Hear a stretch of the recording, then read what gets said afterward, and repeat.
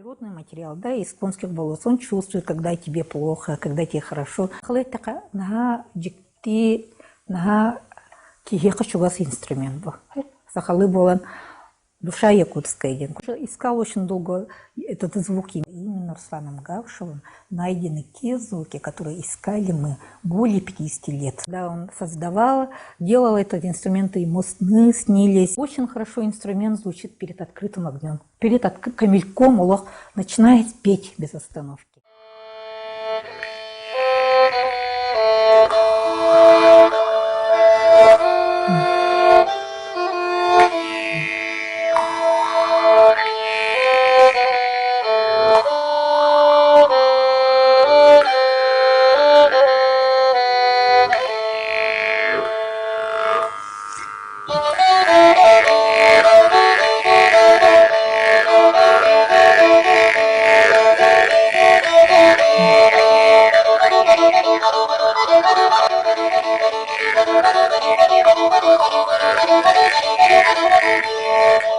Здравствуйте, уважаемые зрители! Сегодня у нас очередной выпуск «Антропологии Севера», и посвящен он якутскому музыкальному инструменту кыл.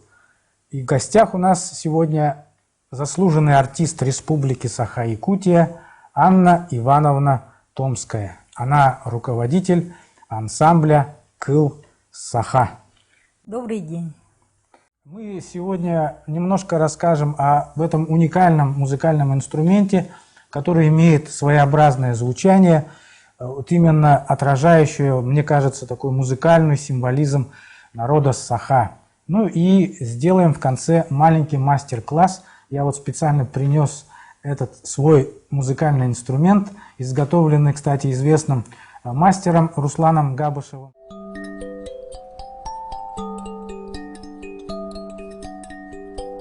Этот инструмент вообще у нашего народа инструментарий не так богат, как устное народное и песенное творчество. Мы все знаем, что хомус у нас известен во всем мире. Есть у нас бубен шаманский, это ритуальный инструмент. Ударные есть у нас инструменты. Есть инструмент вот крымпа или по старинному названию калыгах. А название калыгах писал Николай Егорович Петров в своем труде «Сахалар Сангарар музыкалах булухтах поддень». И вот слово как раз калыгах, он говорит, что от слова кылхах, как у Пекарского, да, именно обозначает звуки.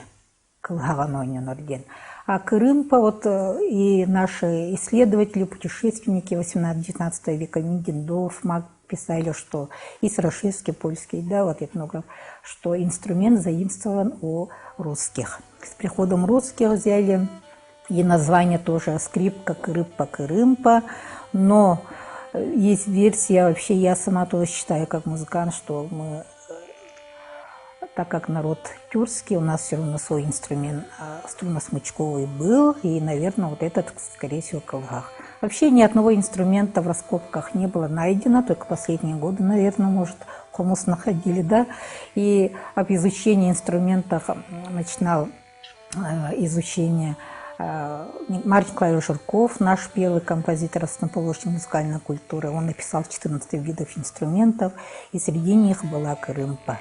Именно он так и сказал, что крымпа заимствована, скорее всего, у русских. Да.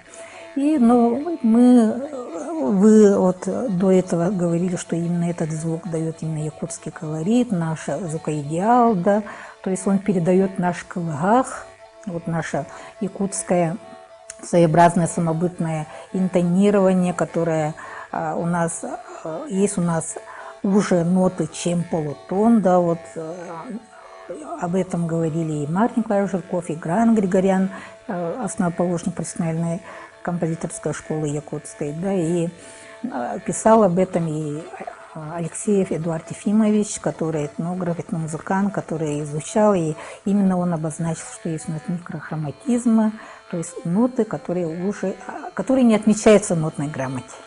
И вот это все передает и калыгах, и эти ноты, которые уже чем полутон, именно передает наш инструмент калыгах.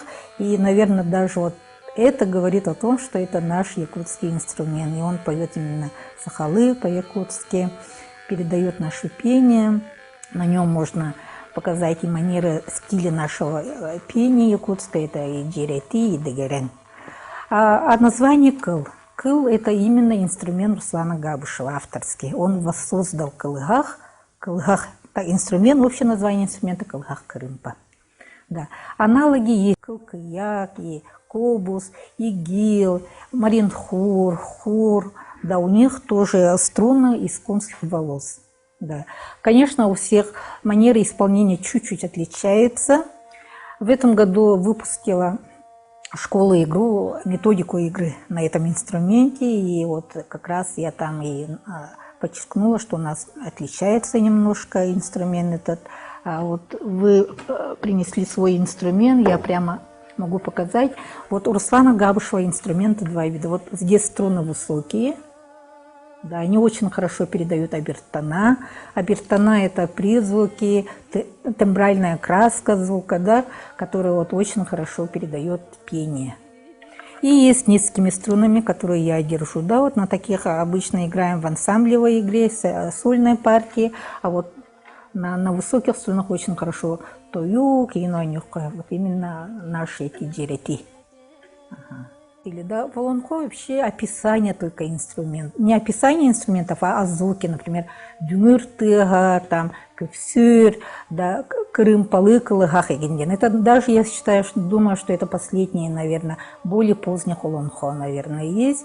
А именно описание инструмента, да, вот как он звучал, или там, какую конструкция, да, инструмента нигде не описано, нигде не написано. Вот 50-е годы Марк Николаевич Живко, когда начал искать, он тоже составил свою работу по описаниям знатоков старины.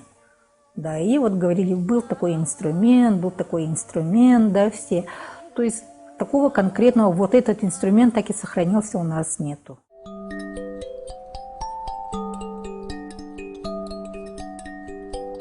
И в 1993 году был создан первый профессиональный оркестр национальных инструментов при Национальном театре танца, где я работаю с первых лет.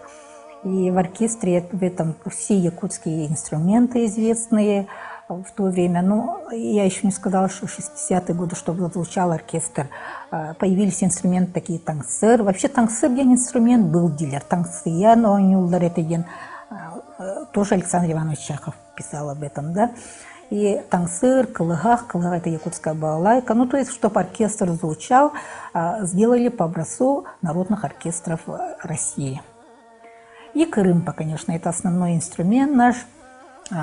Потом мы все знаем, что Клавдия и Герман Котлаевы очень много делают для развития инструмента, да, и на исполнительство на нем. И в 2013 году мы познакомились с Русланом Габышевым. До этого наш дирижер Николай Павлович Петров, руководитель. Но мы и музыканты, энтузиасты, мы всегда искали инструменты, чтобы звучало именно сахалы. Да, давал такой якутский звук, тембрально подходил нашему голосу. И мы узнали, что появился такой мастер Руслан Габышев. Я с ним лично сама познакомилась на концерте Сарына. Сарын тогда пригласил несколько музыкантов, и мне сразу звучание инструмента Руслана Габышева очень понравилось. Я сама музыкант с высшим образованием, играю на домре, то есть у меня инструмент струнно-щипковый. Этот инструмент струнно-смычковый. И тоже мы начали работать с Русланом Габышевым. С 2014 года он стал артистом нашего оркестра, и наш оркестр пополнился вот его инструментами кылкылыгах, да, и обогатив партитуру, тембральную краску оркестра.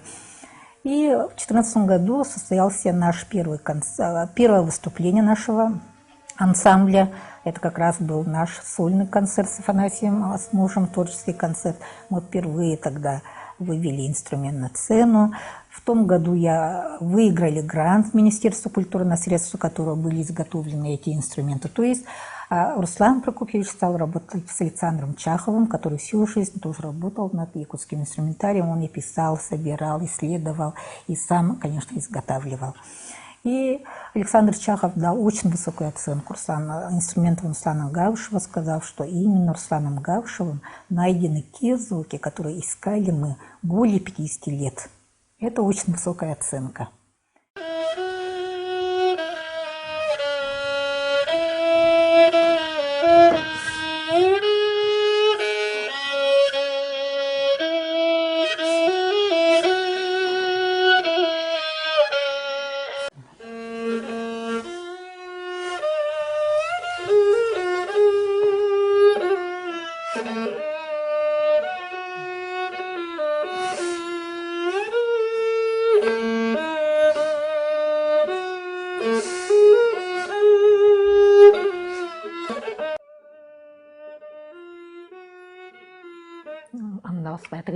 Вот у вас громче звучит. Это глухо как бы было. Ага, вот это громче, очень хорошо. Ну, такой, надо ее, как мы говорим, обыграть хорошенько.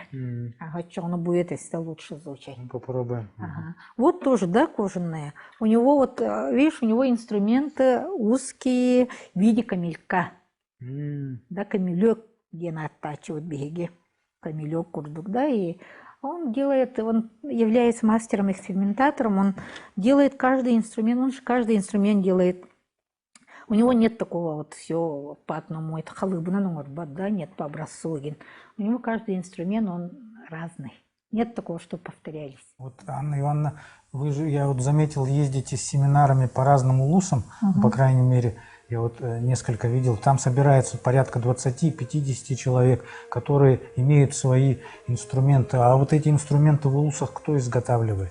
Ага. Инструменты, в первые годы мы ездили со своими инструментами, потом уже, ну, как бы требования сейчас, чтобы были у всех свои инструменты, да, чтобы мы не возили, не давали свои. Инструменты сейчас, так же, как и исполнительство, изготовление инструментов тоже очень стало популярно. Это нас очень радует. Появился, смотря на Руслана Габышева, да, Руслан Габышев, он делится своим опытом. Мы ездили вначале в Сунтары, он очень хорошо там провел мастер-класс, показал. Сунтарские мастера были очень рады, удивлены, что Руслан Прокопьевич делится своим опытом, показывает свой этот, да, мастер-класс тоже дает. Да, во всех улусах сейчас есть у нас мастера. Да, вот в Намском улусе очень хорошо работает молодой мастер Андрей Осипов. Да, он преподает в Намском педколледже. У него прямо там и студенты изготавливали инструменты. Его инструменты очень хорошо звучат, на нем сейчас многие играют. Также там Руслан Захаров тоже работает, мастер, тоже он делает тоже калгах. Да. Есть, конечно, Руслан Габышев, он наш главный мастер. Все вокруг него собираются, как бы смотрят на его инструмент, потому что да, до этого, до появления Руслана Габышева, многие же тоже делали инструменты музыкальные, но как-то то струны там не получались, из конских болот плохо звучат, говорили, что звук не дают. Но по нашему смотрению, наверное, Руслан, он именно вот нашел сам там, так как он является сам лучшим исполнителем сейчас, да, в Якутии, он находит именно практикуя.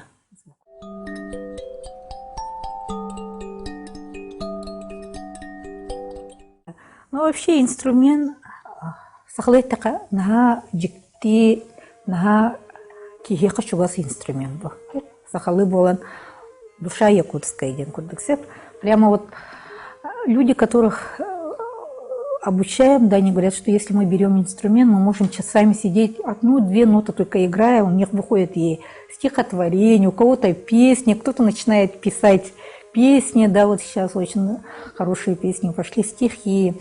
А насчет себя, я, как уже говорила, в 2014 году с появлением со знакомства Руслана Габышева у меня началось, и мы играем, занимаемся на этом инструменте в свое свободное время. То есть самое главное, наверное, такая, это преданность и любовь к инструменту. Вот я считаю это. И именно мы, зная, что чувствуя, что этот инструмент очень хорошо передает нашу якутскую сущность, именно можно сказать, да, ведь инструменты народные, они же отражают и соответствуют жизненному укладу, да, быту, мировоззрению народа. Вот так же этот наш инструмент калгах, он такой. Да, он такой, очень такой, чувствует очень человека, наверное, из-за того, что струны, это все сделано природный материал, да, из конских волос. Он чувствует, когда тебе плохо, когда тебе хорошо, звучит так. Очень хорошо инструмент звучит перед открытым огнем. Перед камельком Улох начинает петь без остановки. Это вот прямо Улох раскрываешься перед камельком, и инструмент Улох звучит и звучит, звучит и звучит. А когда очень много народу, допустим, вот иногда он, как и сахалы галстук, симик, да, он стесняется, когда очень много народу накидывается на инструмент, он как-то стесняется, уходит в себя, и помаленьку, как якутский характер, помаленьку, но очень так настойчиво он уже дает о себе знать, что он есть. Да, вот такой характер тоже. А в мистическом, наверное, вы читали, что Руслан Гавш, когда он создавал, делал этот инструмент, и ему сны снились, да, очень такие. Он уже искал очень долго этот звук именно. У него выходило, ну, как мы говорим, как плохая скрипка звучала, или как там это, да. А мы же хотим передать не звучание скрипки инструментом, да, а именно человеческий голос, халы, да, пение. И он искал этот звук, он говорит, я ночами сидел, у меня струны там рвались, инструмент там что-то делал. И говорит, и мне как будто сплю, и сны снятся. Вот звук этот идет, и он таким образом нашел инструмент. А по себе я уже сказала, что инструмент, да, он как живое существо. Вообще для музыкантов музыкальный инструмент – это живой организм, да, он тоже чувствует тебя.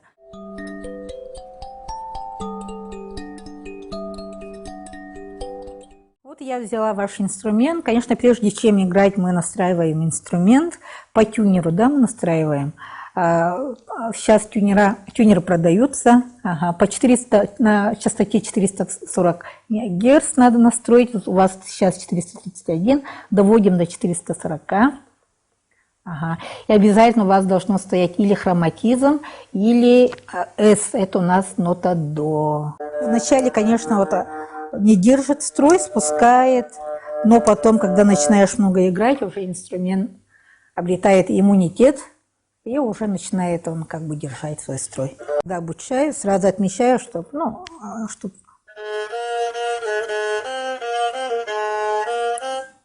второй. Вот. И третий.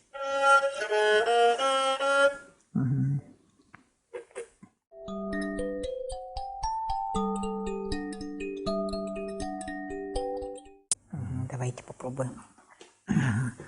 Вот. А вы правша, да? Или левша, вот. Правша. Правша. Вот в правую сторону, потому что у нас, в левую сторону, левой рукой мы нажимаем на ноты, а правой мы ведем смычок, чачар. Да? Смычок держим таким образом. Мы ладонь, повернутая ладонь, да? На ладонь ложим наш чачар и удерживаем большим и указательным пальцем за этот смычок, чачар, да? Третий палец третий средний безымянный мизинец мы просовываем между волосом и прутьем, да, вот этим. Давайте.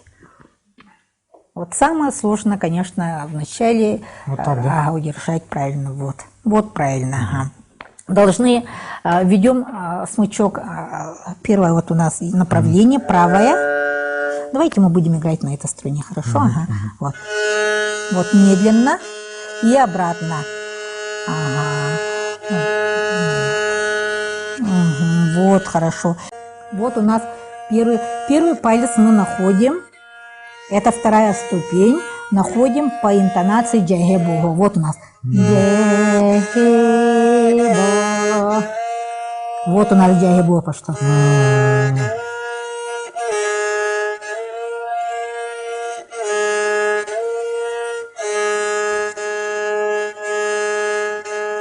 Вот у нас джагебуга. Вот у нас, допустим, вот здесь у нас все. Вот не сверху, а вот сбоку немного. Вот да, у вас как раз немножко сбоку, потому что он сильно тугой.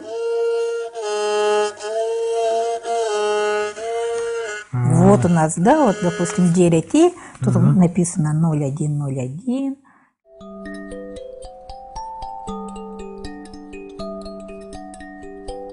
Да, потом меняем инструмент, начинаем играть джерейти, агоха на свое, и люди прибегают. Ну, то есть у них, наверное, тоже есть на генном уровне тоже вот эти аутентичные звучания таких инструментов. И им было очень интересно, что турки, да, вот им было очень интересно, что на струне, да, такое звучание, вот такой интерес. Сейчас тоже мы работаем над новым спектаклем «Халджая». Музыку пишет наш коллега, музыкальный Егор Федотов. И там тоже вся партитура, во все партитуры включены наши инструменты. То есть наш инструмент, он и профессиональную сферу очень так уверенно шагает.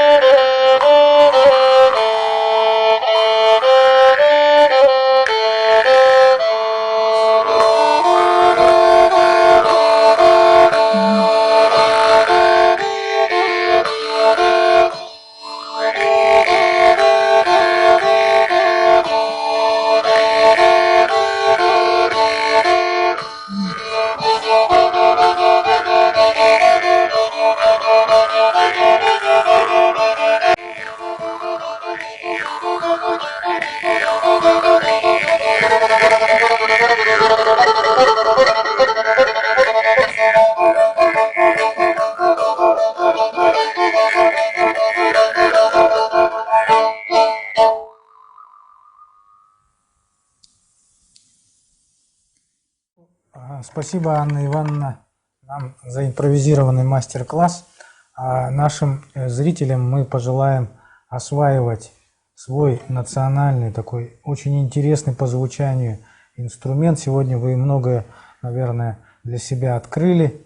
Пожелаем вам тоже творческих успехов. До новых встреч!